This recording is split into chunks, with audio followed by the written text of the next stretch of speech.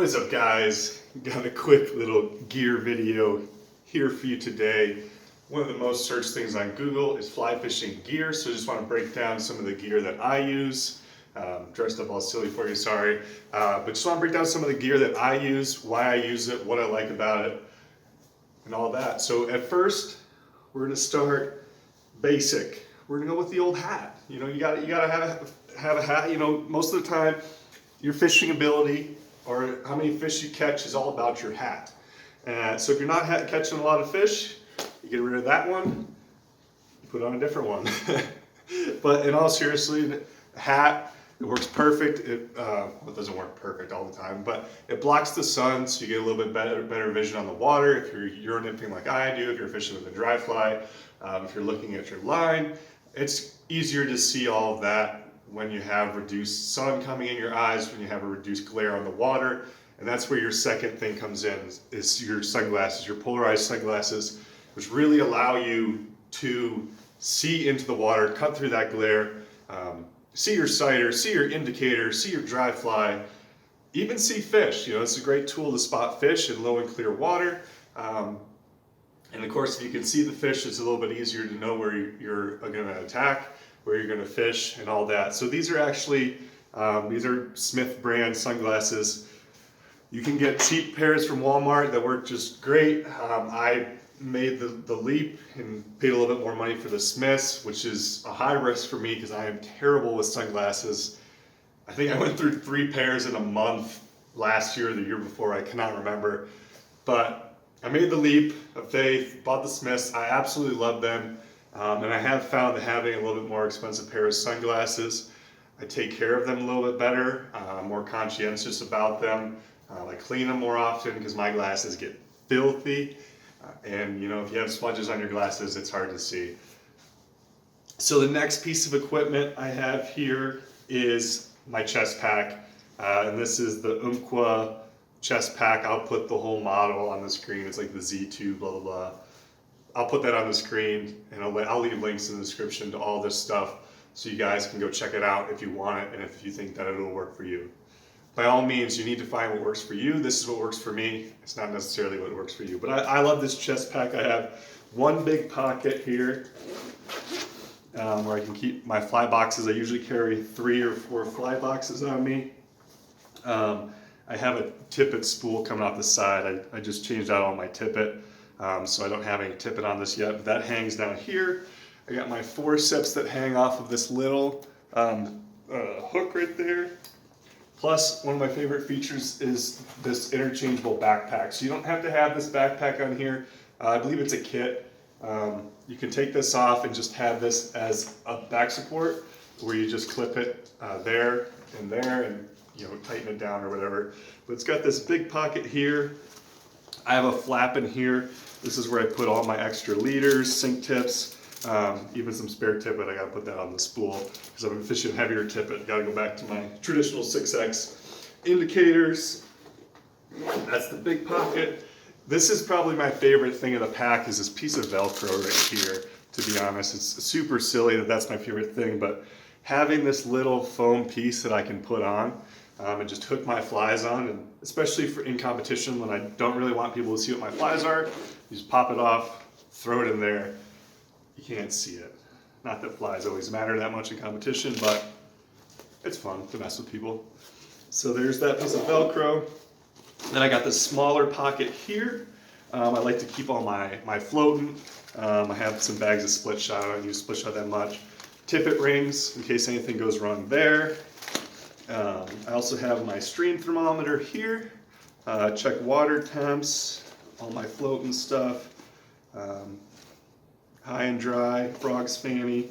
This is also a great place for me to put my licenses. I believe my license is in, yeah, my license is in here. That way I always have that if I ever get checked or whatever. Plus there's a zip pocket in here to put your license so it doesn't fall out when you're pulling your gear out. And then I have these 2 pockets here, which is I like to put split shot. Or if I know I'm going to be having a heavy dry fly day, put my float in there. I have gink right now. I prefer, what's it called? I can't think of it. It's the stuff by Umqua, ironically enough, TMCO or whatever. Dry Magic, that's what I like to put here. But I've been using Gink because I ran out, but I just got some. So that's the chest pack. I really enjoy it. Oh, also, I have this retractor right here. I use a hoop net by Bill. I use the smaller one, but a lot of people like the bigger one. It's lightweight, and so I have a magnet here on the back where I put the magnet on the hoop, and then I magnetize it to my back. Look at that. That's a free fly. Stuck to my magnet. That's real nice. But so I hook the hoop there, and then I have this usually attached to the handle. So then whenever I need my net, I break it off.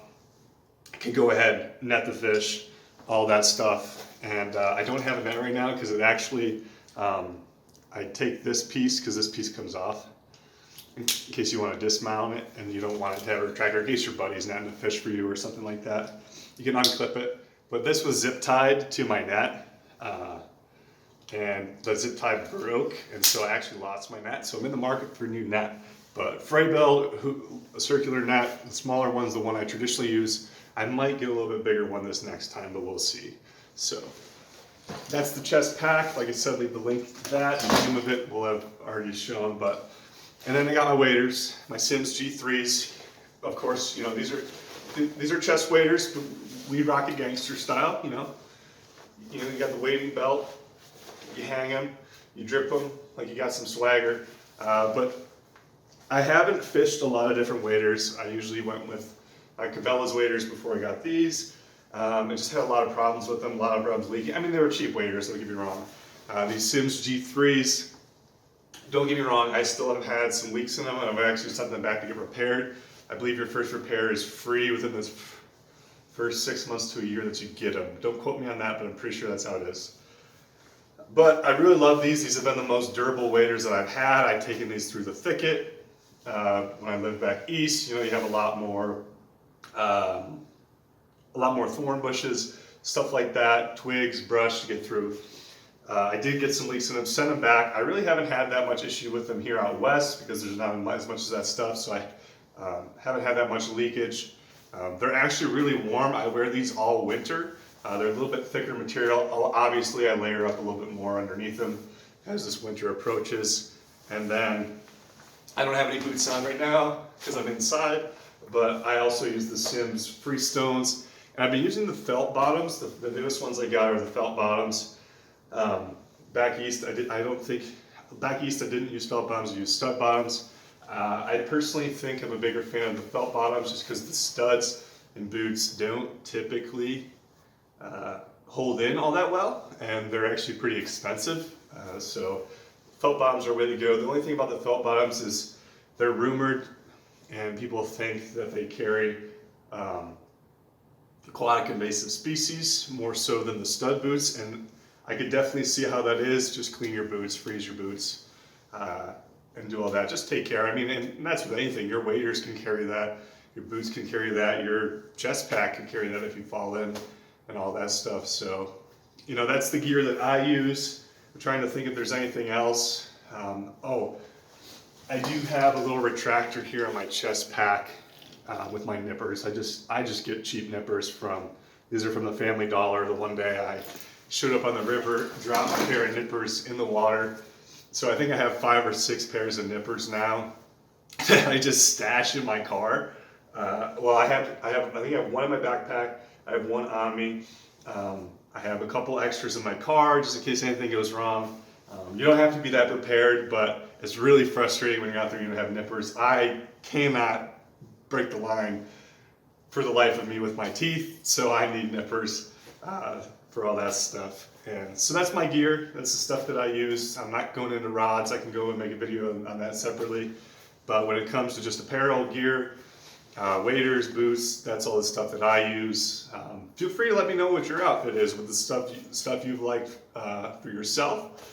Some people like sling packs, some people like backpacks, some people like, obviously not everyone loves Sims waders, some people like Orvis and blah blah blah, and drift. I know my buddy uses drift waders, but let me know what you use. I would be more than happy to chat and learn about what you use, why you like it, why it works for you. And like I said, it's different for everybody, but I'm definitely interested in learning different gears and why you like it and why it works for you. So That's gonna do it for this video, guys. I hope you all enjoyed. If you did, please leave a like on the video. Please subscribe. And we'll see you back next time. Tight lines. See ya.